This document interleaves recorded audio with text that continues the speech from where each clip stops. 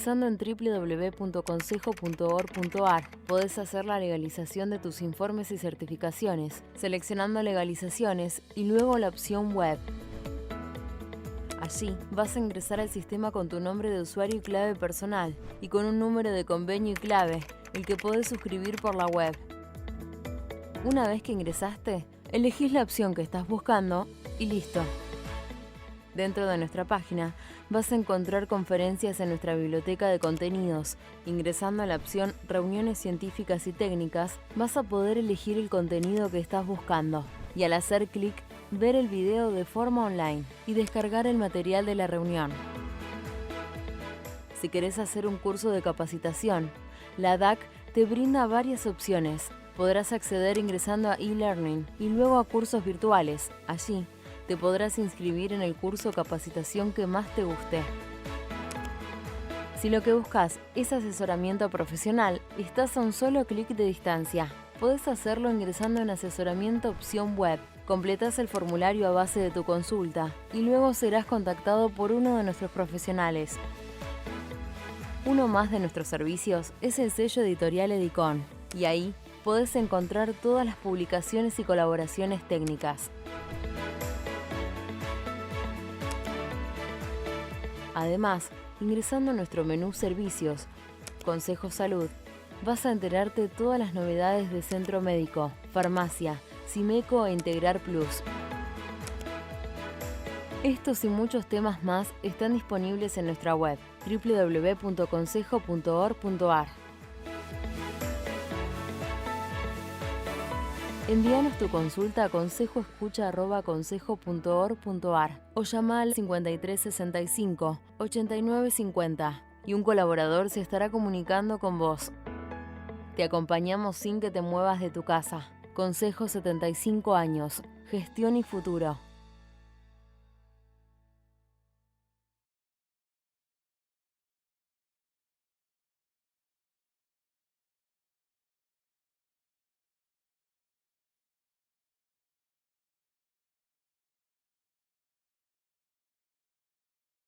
Hola, ¿cómo están? En esta semana del graduado en Ciencias Económicas tenemos el placer de contar con la participación de dos expositores reconocidos que nos van a hablar justamente sobre la vida de Manuel Belgrano, por quien celebramos nuestro día el 2 de junio en conmemoración a su nombramiento como primer secretario del consulado. Quiero agradecer especialmente a nuestra Comisión de Cultura del Consejo que organizaron este evento y a quienes van a compartir sus conocimientos sobre la vida de Manuel Belgrano. Ellos son Carlos María Marturet, secretario académico del Instituto Nación Belgraniano, que nos va a hablar sobre las tres banderas, sobre los tres periodos de su vida y sobre los valores de su vida. Y Eduardo Lázari, que nos va a hablar sobre la formación académica de Manuel Belgrano y la importancia puesta en la mujer y la educación. Así que muchas gracias a ambos por compartir este espacio con nuestro consejo y con sus 80.000 matriculados, a la Comisión de Cultura nuevamente, a sus miembros y a sus autoridades, tanto al presidente como a su vicepresidenta, y a todos ustedes por acompañarnos en las distintas actividades que brindamos desde nuestro consejo profesional. Hasta luego. Muchísimas gracias, doctora Gabriela Russo, por sus palabras.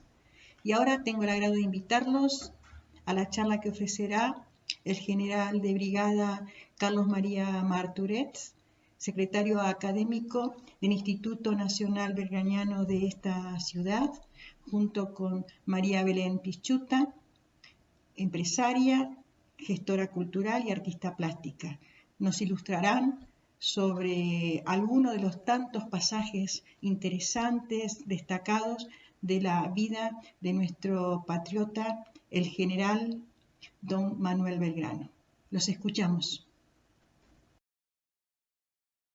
Es un honor presentar este homenaje al general Manuel Belgrano en el marco de la conmemoración de la Semana de Profesional de Ciencias Económicas. Bienvenido, general de brigada Carlos Marturet.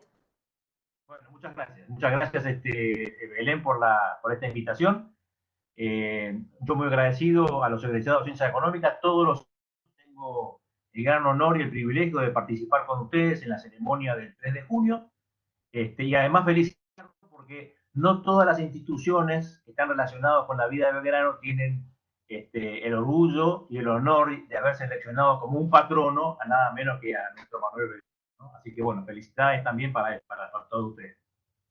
Exactamente, bueno, muchas gracias. Me gustaría que nos comentes, ya que estamos cerca también de toda la fecha del gran año que es Belgrano, en el 2020, la historia del origen de las dos banderas, que comenzó en Jujuy y en Salta, y cómo se logró esa gran hazaña. Bueno, Belgrano crea tres banderas. Belgrano crea tres banderas en realidad, por lo menos hasta ahora hay muchas más todavía, hay muchas más que todavía faltan descubrir porque están todavía siendo investigadas en lo que es Bolivia el día de hoy, que se llamaba el Alto Perú.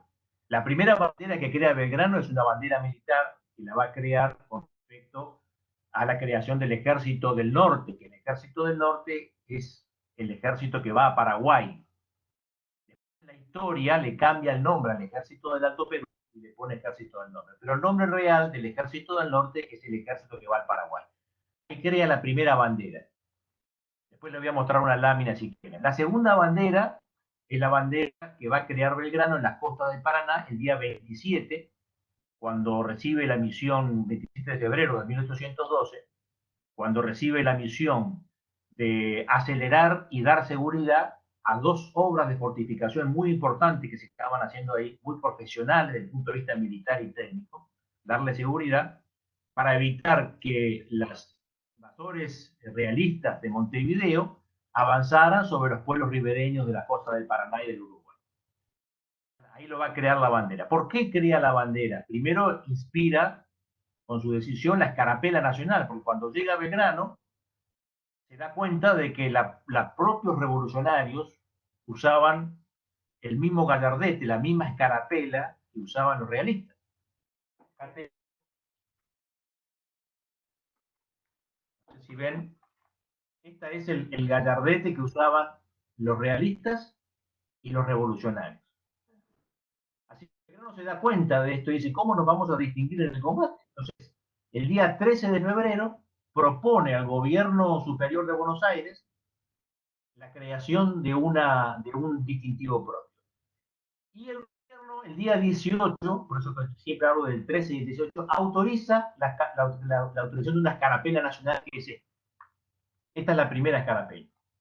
Tiene un centro celeste y tiene un exterior blanco. Esta es la primera escarapela.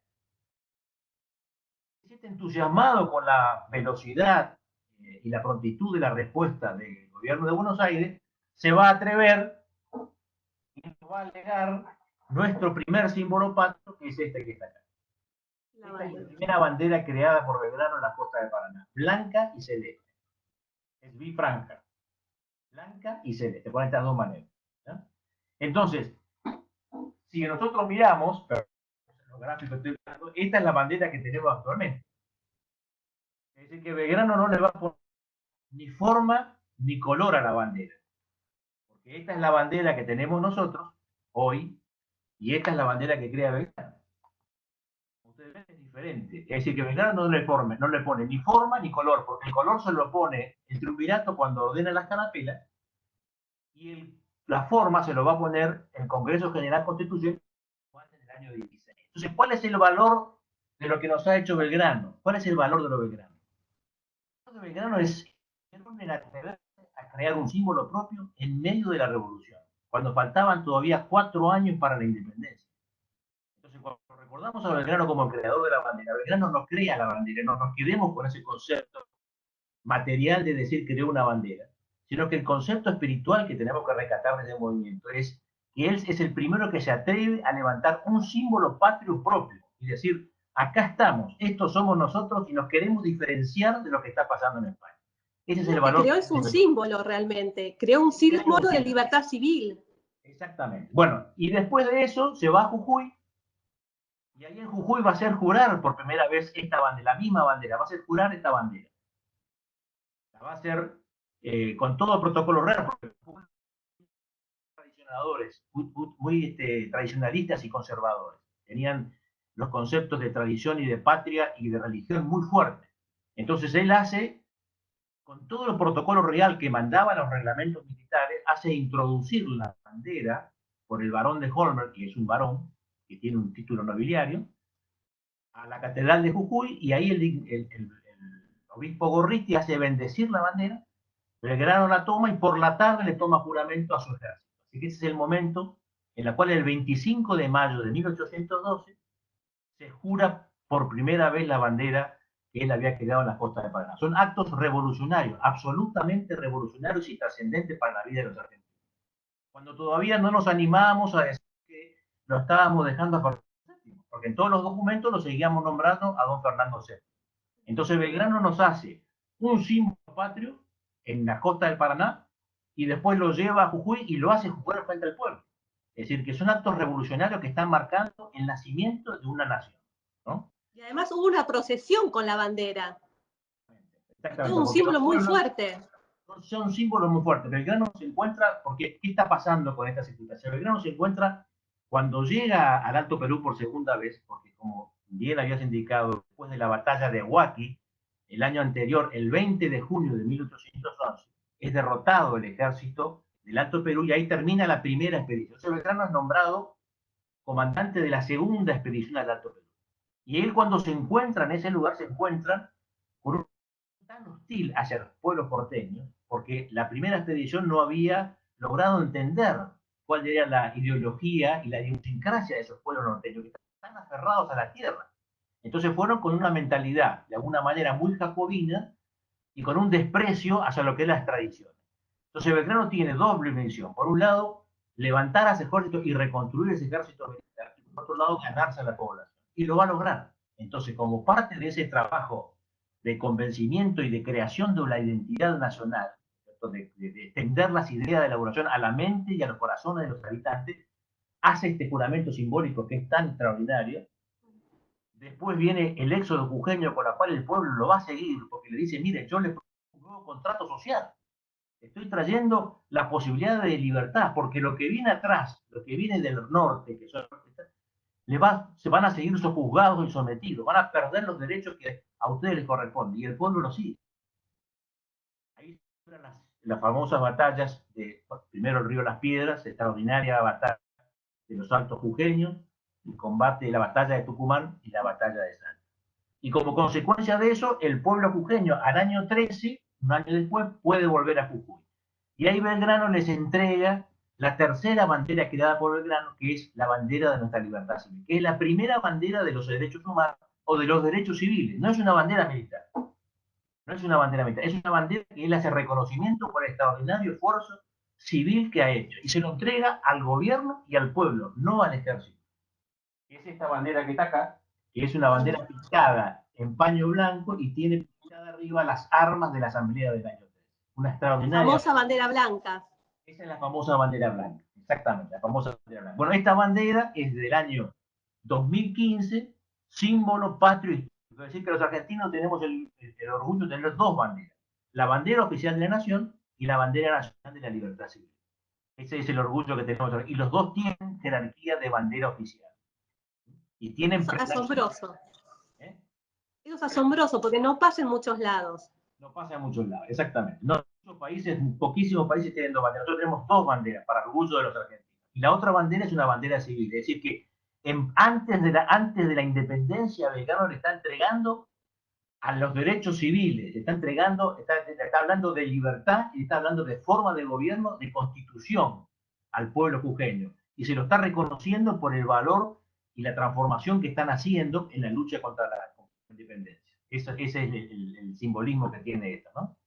Exactamente, y además Belgrano lo que transmite en toda su carrera, en toda su vida, es los altos valores y moral que él tenía. frente a la defensa que tenía por la libertad, por la lucha de los derechos de las personas, y eso también es asombroso. Él no solamente fue el abogado que todos conocemos, el militar que todos conocemos, también incursionó en la economía. Él en España, él estudió economía, y él sacó él con otras personas más, el famoso libro de comercio, donde plasmó también un montón de cosas.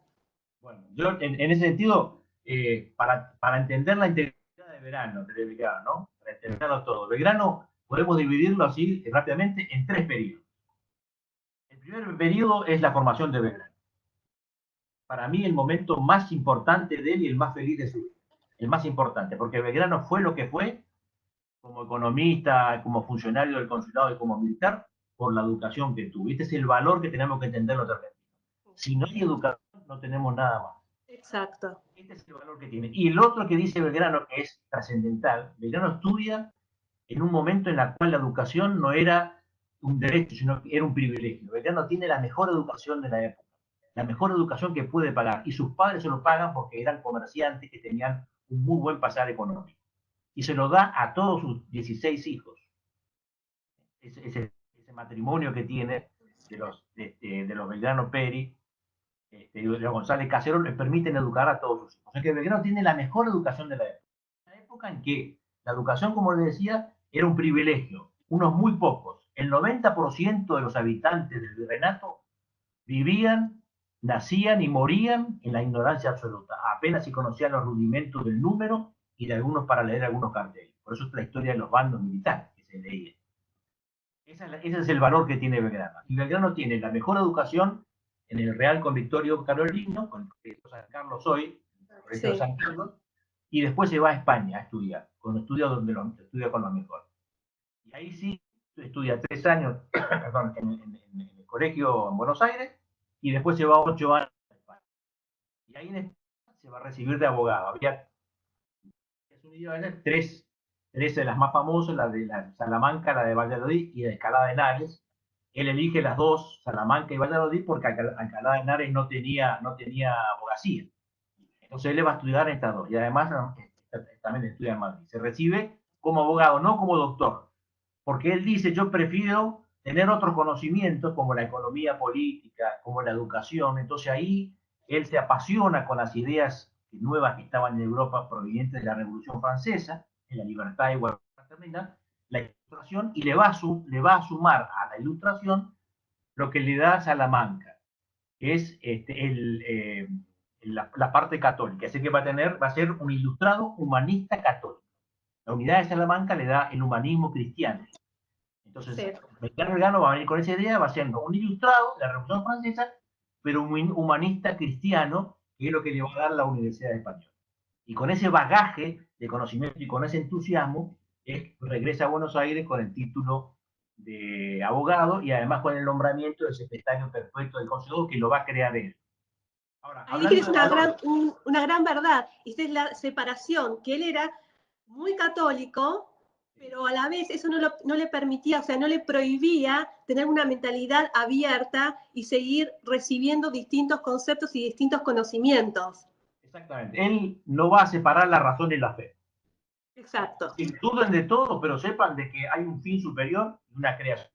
Después hagan lo que ustedes quieran, pero tengan en cuenta esto. Por eso que es un ilustrado humanista católico o un ilustrado humanista cristiano, como quieran decirlo, ¿no? Y hablando del tema de los valores, esa etapa de la educación de Belgrano, la más importante para mí, la más importante y la que a mí me emociona, porque uno cuando charla, le tiene que volcar la importancia de la educación a los jóvenes.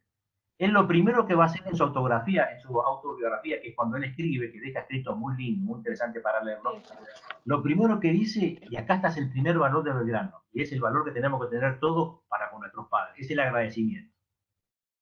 Agradece, dice, tuve la mejor educación que me pudieron dar mis padres. Es un acto de agradecimiento enorme.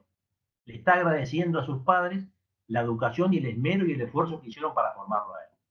Así que este es el primer valor de Belgrano y que tenemos que recatar nosotros, el ser agradecidos. Por eso que aquellos que tienen la posibilidad de recibir educación tienen que ser agradecidos hacia quienes le dan esa educación. Y Belgrano se lo hace y se lo pone en las primeras líneas de la autobiografía y dice, recibí la educación, mejor educación que me pudieron dar mi padre.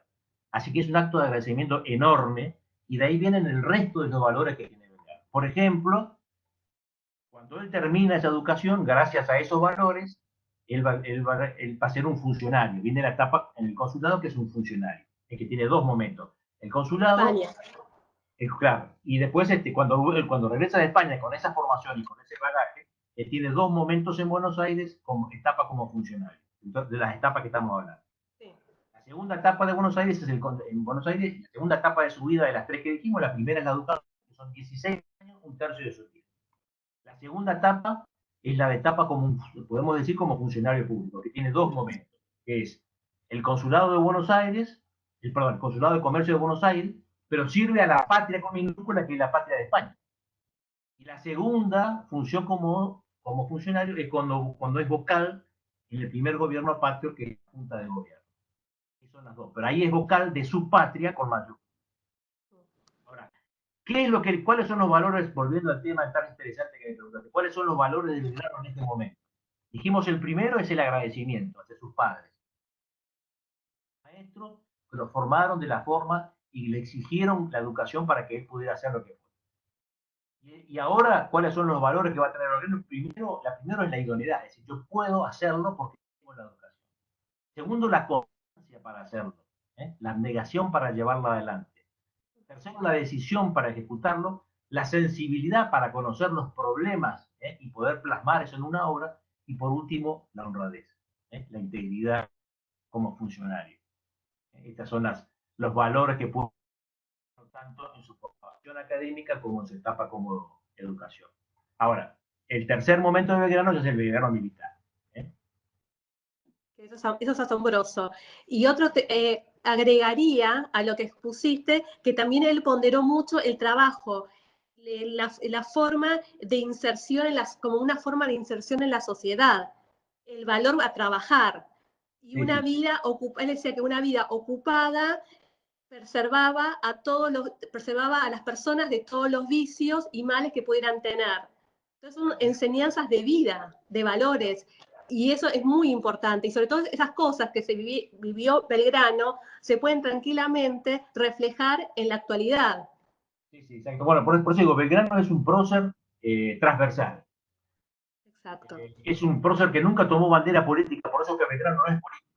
Belgrano hizo uso de su autoridad, no de su poder, porque él tenía poder para hacerlo, pero sin embargo nunca ocupó un cargo público, nunca fue nada, y eso que lo habían nombrado capitán general, que es una jerarquía para poder hacer órdenes de gobierno. Él siempre ejerció su autoridad. Lo primero que decía en su lugar, cuando llegaba a un lugar, era o confirmaba la autoridad, o nombraba a la autoridad si no exigía, o lo relevaba si no estaba a la altura del servicio al bien común.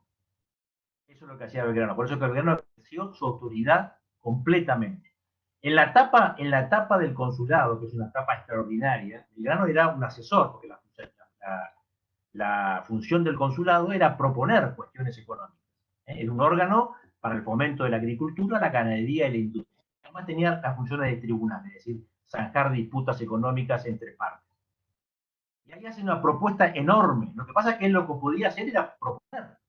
No tenía la capacidad de crear cosas, salvo las tres escuelas que crea, que también son fascinantes. Es decir, Belgrano, ¿qué es lo que hace en ese momento? Bueno, es conocer la realidad económica. El consulado se crea, en realidad, para favorecer a la metrópoli de España, no para el desarrollo económico del Río de la Plata. Esa es la realidad de creación. Entonces, Belgrano transforma ese consulado en un instrumento para desarrollar económicamente al Virreinato de la Plata. ¿Y contra qué va a luchar Belgrano? Contra el monopolio comercial español porteño. Que toda propuesta que presentaba Belgrano, como no le permitía obtener más riqueza, se la iban desalentando. Ese es el problema. Que tenía una visión. Ahí te das cuenta, él tenía una visión no a corto plazo, sino a largo plazo, de transformación. Entonces, ahí Belgrano se va dando cuenta que le dice, mi patria me necesita más acá que estar pensando en la metrópoli. Cuando hablo de metrópoli de España.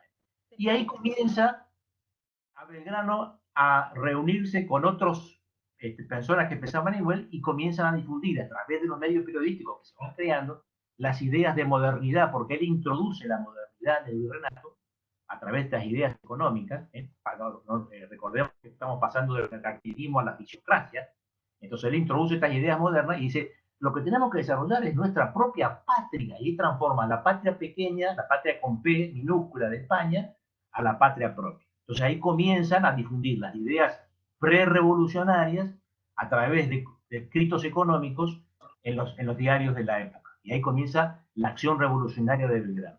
Este es el proceso que va a tener.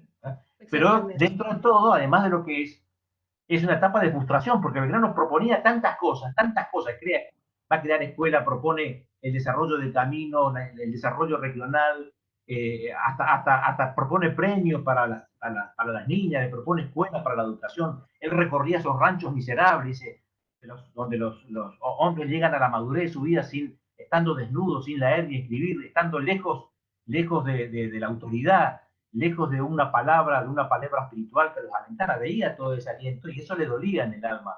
Por eso es que él propone tantas cosas. Pero, como decía, el monopolio comercial español lo va acotando, hasta que prácticamente él se limita solamente a su memoria del consulado, donde proponía tantas cosas, pero muy pocas llegaron a concretar. Bueno, todo esto de la idea de Belgrano lo va a lograr como general. Exacto, sí, muy asombroso. Y ahora, para cerrar esta conversación, ¿qué nos dejarías, a tu criterio, un mensaje de Belgrano para estos momentos que estamos viviendo? Bueno, algunos autores que lo han estudiado con profundidad, uno que hace es narrarlo. Yo tengo gran admiración por los investigadores, porque entrar a un libro y descubrir estas cosas, después lo que hacemos nosotros es divulgarlo nada más, ¿no? Con un poquito más de pasión. El primer concepto que hay que tomar de Belgrano es que Belgrano es el primer ciudadano de la patria, el primero que piensa realmente en la revolución. Él piensa en la revolución, lo piensa con una idea integradora. Él dice, la revolución se hace con el pueblo. Y tenemos que trabajar sobre el pueblo. Por eso cuando hace el manifiesto del éxodo jujeño, la proclama el bando del éxodo jujeño, no le habla a la autoridad, le están dando al pueblo. ¿Y a qué le dice? A los factores de poder económico, hacendados, labradores, vengan conmigo, quemen sus cosechas, agarren solamente lo que necesitan y síganme. Esta es la propuesta que le hace Belgrano. Así que Belgrano es una figura que no tiene tiempo, es una figura sin edad, es una figura porque tiene valores, como ya lo pudimos ver algunos solamente, valores que son eternos, son valores que sirven para todo. Así que el último concepto que les puedo dejar es Belgrano hay que conocerlo, hay que estudiarlo y hay que imitarlo. Perfecto. Bueno, muchísimas gracias, Carlos, por todo. Te agradezco enormemente este espacio. Bueno, un placer. Estamos viendo. Muchas gracias y bueno, un cariño y un fuerte abrazo para todos y bueno, a continuar cuidándonos, no nos queda otro camino. Hasta prontito. Muchas gracias. Bueno, al contrario, gracias. Muchísimas gracias, Carlos. Muchísimas gracias, Belén, por tan interesante ilustración. Y continuando en rescatar momentos, pasajes de la tan rica vida de nuestro gran patriota, el general don Manuel Belgrano, los invito con muchísimo gusto a la charla que nos ofrecerá el profesor e historiador Eduardo Lázari y la periodista Alejandra Boada.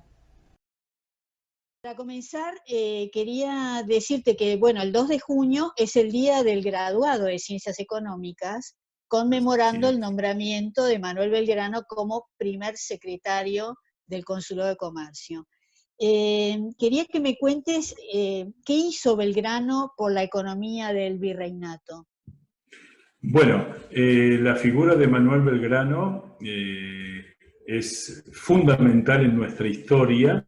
Para mí es un honor estar en este ciclo hablando de uno de los padres de la patria, un personaje que es muy interesante porque ha quedado consolidado en un lugar y se le investiga bastante menos de lo que debería. Y digamos, desde ya en su formación, Belgrano en España estudió en 4 universidades, esto en general se sabe muy poco, quedó clásicamente la Universidad de Salamanca, la Universidad de Valladolid, la Universidad de Henares, también estudió en la Universidad de Oviedo, y quizá la anécdota es interesante porque no se estudiaba como se estudia hoy una carrera, sino que cada universidad tenía una especialidad.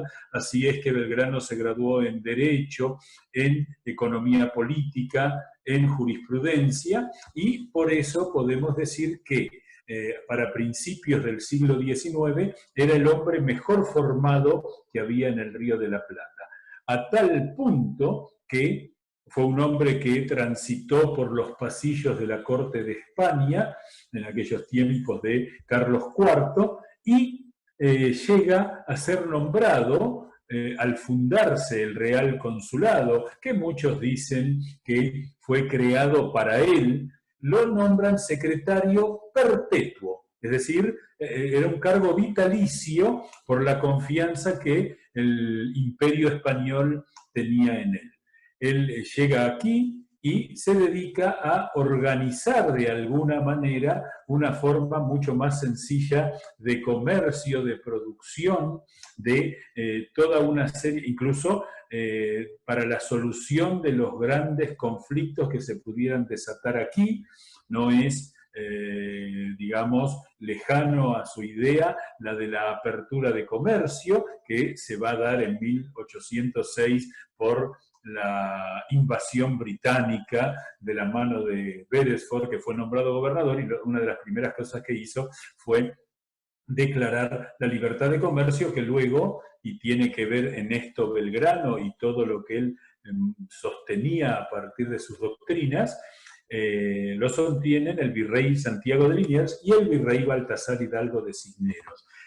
Hay que imaginar que Buenos Aires era la ciudad más austral del Imperio Español, no había nada más al sur de Buenos Aires, y estaba como al final del camino, lo cual para Buenos Aires obligó, digamos, nunca hacer las cosas mal son obligadas, pero es quizá la explicación más razonable al tema del contrabando, porque era una ciudad que estaba ahogada económicamente y toda la gestión de Belgrano estuvo orientada a que se pudiera comerciar libremente. Organizó el foro, lo que hoy sería el foro comercial, digamos, de una forma muy interesante. Una curiosidad anecdótica también es que el Estado, en este caso representado por Belgrano, era quien determinaba en una cuestión litigiosa cuál era el abogado que le correspondía a cada parte. Es decir, las partes no podían contratar sus propios abogados. Y ahí es donde se ve la pericia de Belgrano, que elegía hombres que iban sentando esta doctrina del libre comercio, Mariano Moreno y su representación de los hacendados, y digamos, esto yo diría que lo más importante de la gestión pública en el consulado de Belgrano fue la de abrir las mentes a nuevas doctrinas y sobre todo la modernidad del pensamiento de Belgrano para ese tiempo. Sí, impresionante. Bueno, vos comentás siempre, yo veo tus charlas y tus libros, y vos comentabas que él también fue un adelantado con la escuela, ¿no? O sea, con la educación, antes que Sarmiento, ¿no? Bueno, es el primer pionero de la educación pública.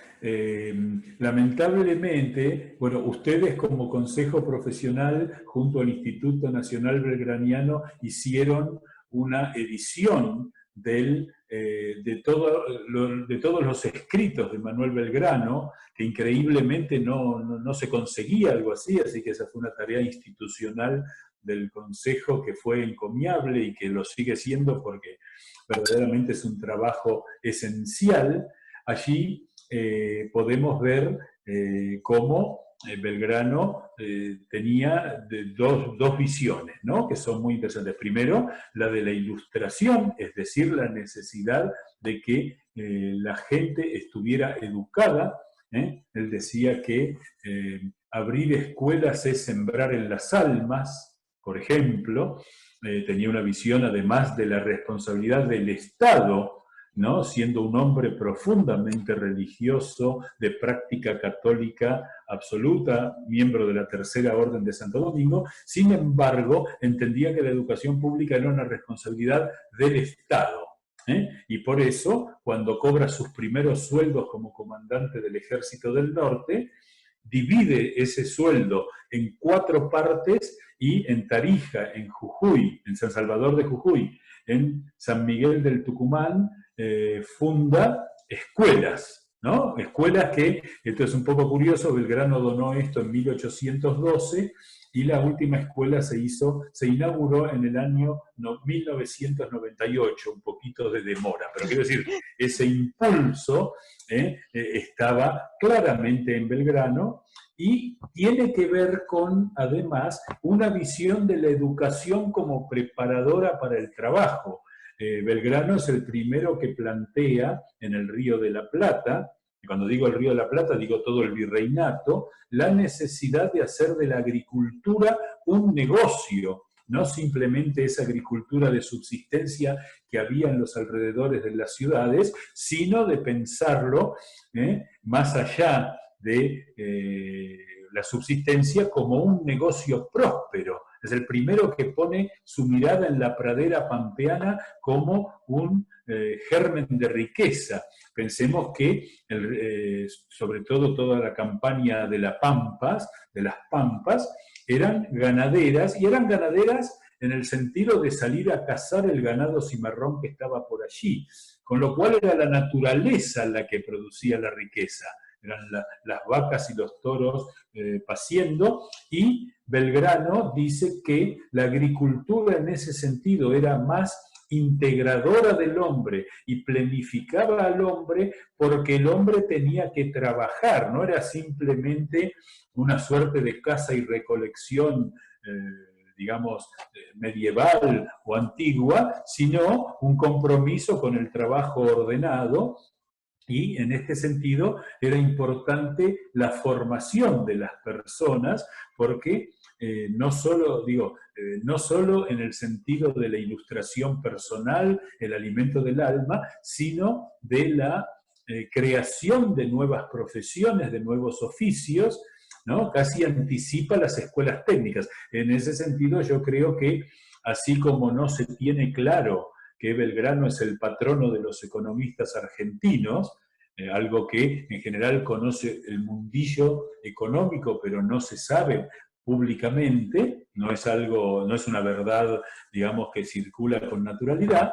También podríamos decir que fue el primero de los padres del aula, que por suerte en nuestra historia argentina no solo se limitan a Belgrano y a Sarmiento, sino a muchos otros próceres que tuvieron eso como el faro del verdadero progreso argentino. Sí, y dentro de lo que comentabas sobre la agricultura, que hacía descansar la tierra y decidía que primero iba el trigo, al año siguiente, o sea, iba como alternando, ¿no? También introdujo a la mujer para que aprenda esos oficios, ¿no? Bueno, exactamente. Me gusta mucho esto que has sugerido del paralelo entre Belgrano y Sarmiento, porque uno podría llegar a decir que son los dos feministas del siglo XIX, hombres feministas, ¿no? Sí.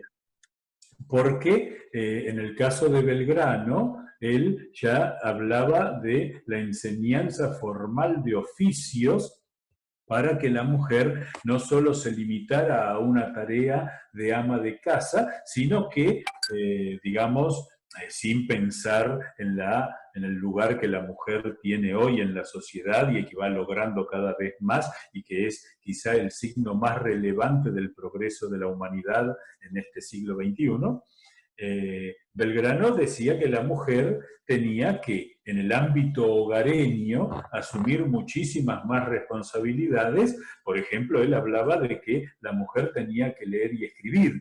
Y para ver lo revolucionario que era esto, pensemos que Buenos Aires tenía, para los tiempos de la Revolución de Mayo, 1810, unos 30.000 habitantes, incluyendo indios y esclavos, como decían los censos, de los cuales en Buenos Aires no hay seguridad que llegaran a ser 1.000 los hombres que leían y escribían, y las mujeres que leían y escribían no alcanzaban la decena, digamos, para entender el concepto brutalmente revolucionario de lo que dice Belgrano, donde, por supuesto, en su contexto, siempre los historiadores insistimos mucho en que no podemos comparar lo que dicen los grandes hombres de la historia, sino con su contexto histórico. Belgrano es verdaderamente un hombre de un pensamiento con una modernidad increíble. Otra cosa que vos has dejado aquí traslucir y que hay que destacar es que Belgrano era un científico en todos los abordajes que él hacía de los temas que tenía. Él abordaba lo económico desde lo científico, es el creador de dos instituciones que son antecedentes de la Universidad de Buenos Aires, la Academia de Dibujo y la Academia de Náutica, que permitieron la enseñanza de la geometría, de la trigonometría, de la astronomía, y todo eso tiene que ver con que, sumado al protomedicato, que él fomentó también, pero que ya existía antes de que él llegara al consulado, hicieron de la Universidad de Buenos Aires, creada muy poco tiempo después de su muerte, en 1821, una universidad con un criterio mucho más científico positivo, en el sentido del positivismo, que por ejemplo la Universidad de Córdoba.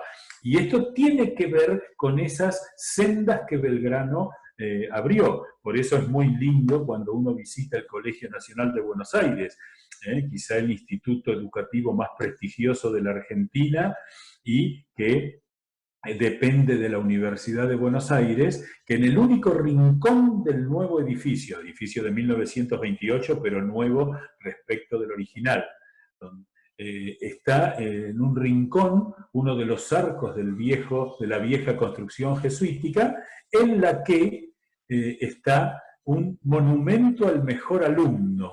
Para quien pueda visitarlo, entra al Nacional y hacia la izquierda el pasillo lo lleva directamente al busto de Manuel Belgrano, el mejor alumno de un colegio que cuenta ya más de 300 años de existencia con sus diversas formas. Y esto, bueno, también marca, digamos, la senda que Belgrano abrió, un colegio del que han salido presidentes, del que han salido ministros, del que han salido grandes empresarios, del que han salido premios Nobel.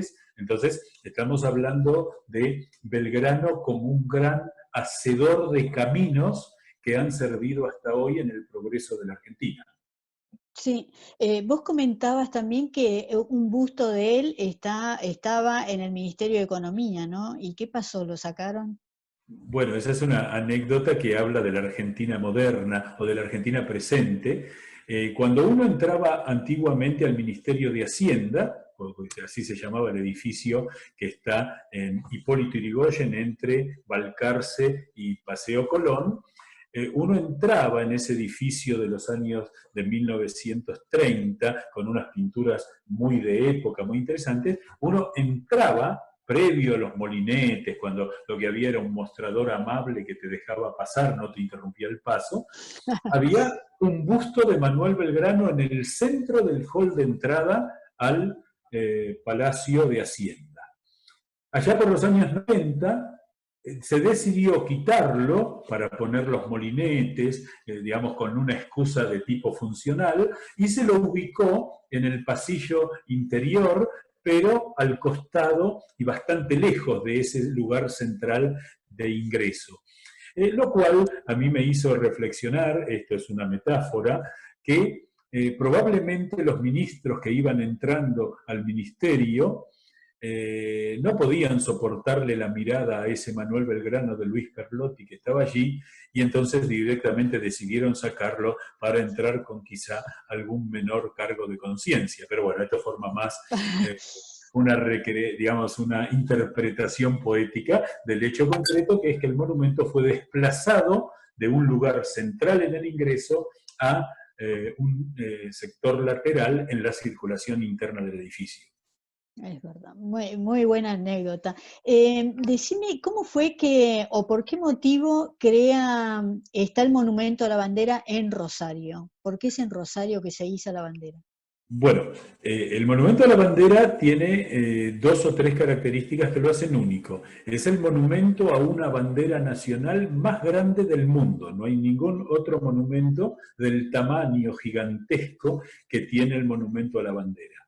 En el proyecto original, si uno ingresa a la torre, ahí se ve un monumento de Manuel Belgrano sentado, que es una copia exacta del que está dentro de la Casa de Gobierno, de la Casa Rosada, obra de José Fioravanti, uno de los autores del Monumento a la Bandera. El Monumento a la Bandera tiene la segunda característica extraordinaria, que está emplazado en el lugar exacto donde se izó por primera vez la bandera nacional, el 27 de febrero de 1812, donde había una batería de artillería apuntada al río Paraná. La batería se llamaba Libertad, había otra que se llamaba Independencia, y se produce cuando Belgrano viaja rumbo al norte para hacerse cargo del ejército del norte, el ejército del Alto Perú, luego del inicio de la Guerra de la Independencia. Allí hay una anécdota muy linda que tiene que ver con el mejor retrato de Belgrano que llega hasta hoy, que es el clásico de Belgrano sentado con las piernas cruzadas, que está en Olavarría, un óleo de Charbonnier extraordinario. La cuestión es que allí, esos cuadros retratos de la década de 1810, en realidad del siglo XIX, cuando eran contratados los pintores para hacer eso por el propio homenajeado, y tienen todos esos cuadros un pequeño recuadro que es como una ventana que está en la parte superior del retrato, donde el personaje le contaba al retratista cuál había sido el hecho más importante que había protagonizado en su vida. Es decir, el cuadro era como una lectura de la vida del personaje, no solo el retrato.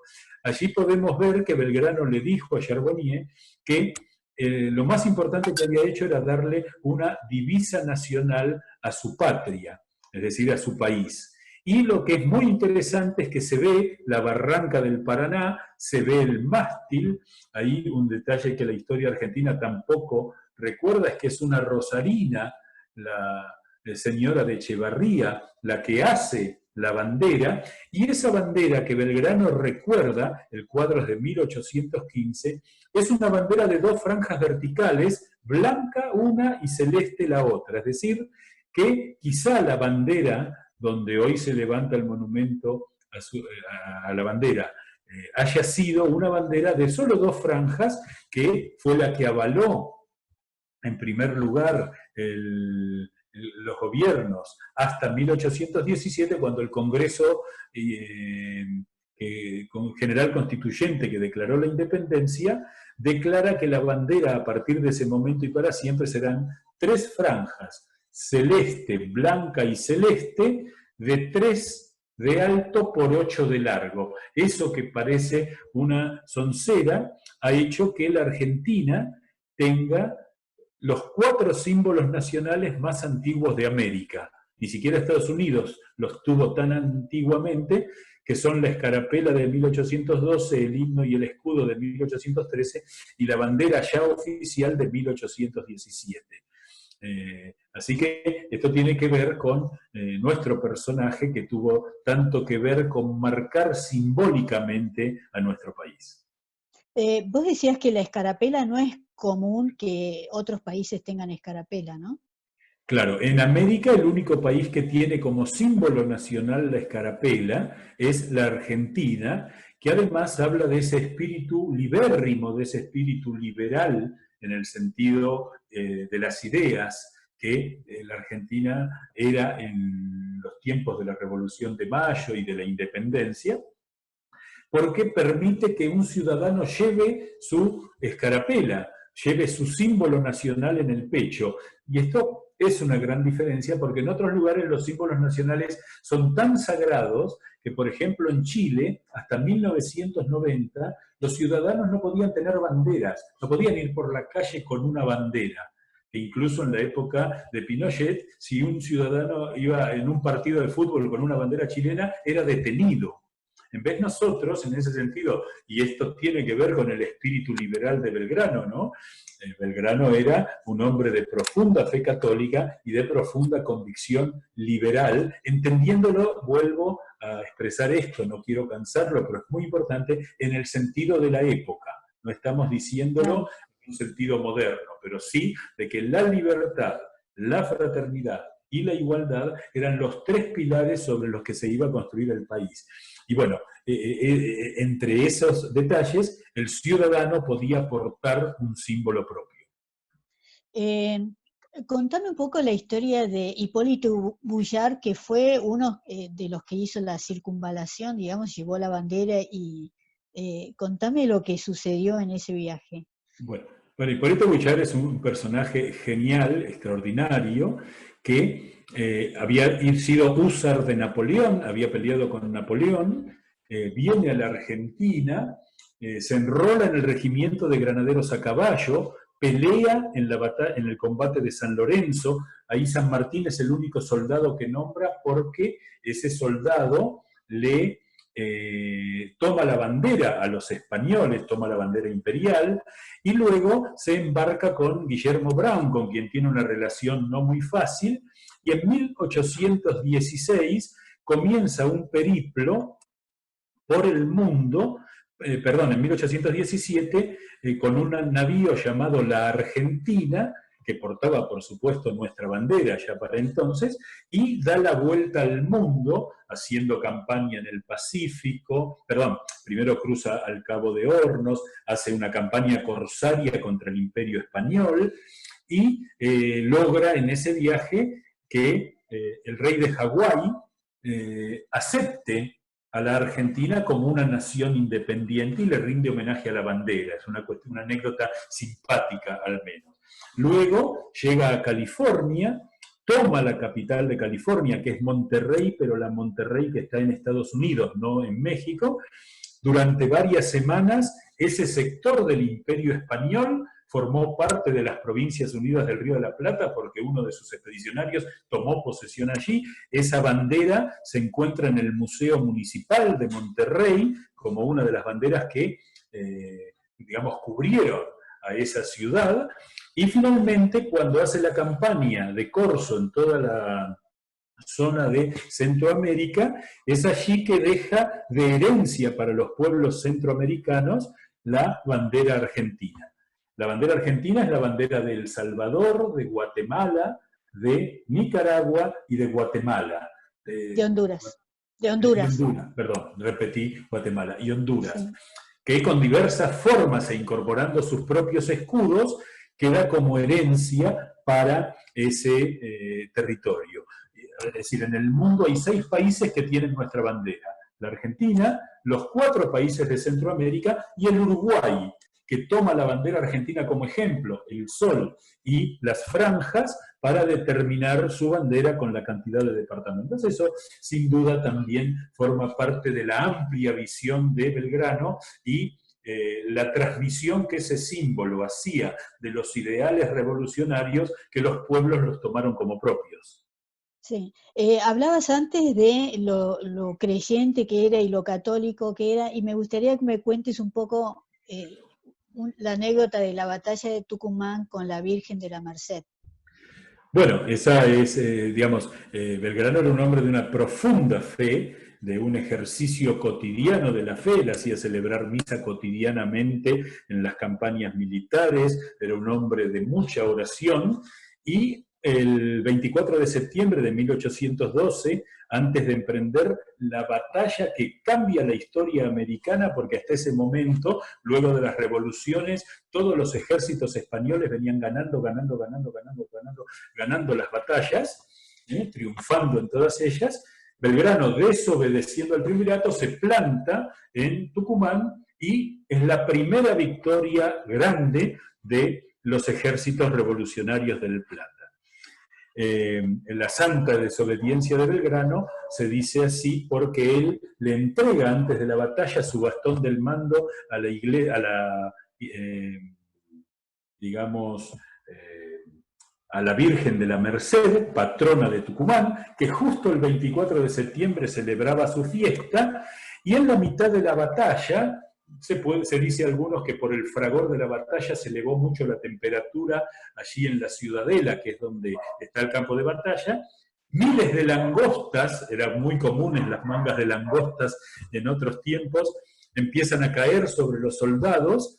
Los españoles, que venían del Alto Perú o del Perú, no estaban acostumbrados, se vieron desconcertados y eso permitió el triunfo patriótico.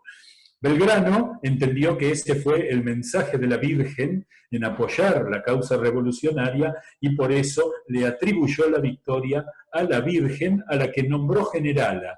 Y ahí tenemos quizá el más grande de los triunfos de Belgrano respecto de San Martín, digo esto en un sentido absolutamente metafórico, porque Belgrano determina quién es la patrona del ejército argentino, que es la Virgen de la Merced, aun cuando San Martín al ejército de los Andes había puesto por patrona a la Virgen del Carmen. Del Carmen, sí, excelente. Bueno, eso es muchísimo lo que podemos seguir hablando sobre Belgrano y eso, pero bueno, te quiero agradecer todo esto que nos estuviste contando, muy interesante, muy bien explicado. Con mucha claridad, y bueno, y queremos agradecer también a la gente del Consejo Profesional, a la consejera, a la doctora Patricia Sánchez Ruiz, a bueno, Mirta Goboni, que gestionó todo esto, así que bueno, te agradecemos mucho. Bueno, en primer lugar yo soy el agradecido porque es un honor para mí participar de estos eventos de homenaje al general Manuel Belgrano, el general doctor, el primer general doctor de nuestra historia, y sobre todo que se haga desde un aspecto de ustedes, desde el Consejo Profesional de Ciencias Económicas, porque tenemos que reivindicar aquellos fundamentos que fueron los que hicieron de la Argentina un país progresista en el sentido de avanzar en el camino de la felicidad de la gente. Así que muchísimas gracias y a disposición, y aprovechemos este año que la pandemia nos obliga a formas novedosas para recordar a los gigantes que hicieron posible que este país se convirtiera en una de las grandes naciones de la Tierra. Muchas gracias. Muchas gracias, Eduardo. Muchas gracias. Muchísimas gracias, Eduardo. Muchísimas gracias, Alejandra, por tan rica, interesante y nutrida charla. Muchísimas gracias. Y ahora sí, para finalizar, agradecer una vez más a la presidenta del Consejo Profesional de Ciencias Económicas, doctora Gabriela Russo, y en ella a toda la mesa directiva. A la consejera coordinadora de la Comisión de Cultura, doctora Patricia Sánchez Ruiz, a todos los miembros de la Comisión de Cultura y al equipo de colaboradores de este consejo que con su ayuda han hecho posible que este encuentro, esta reunión, esta charla en forma virtual haya sido posible. Muchas gracias a todos. Y ahora sí me resta solamente desearles un muy feliz día del graduado en Ciencias Económicas a todos mis colegas. Muchísimas, muchísimas gracias a todos.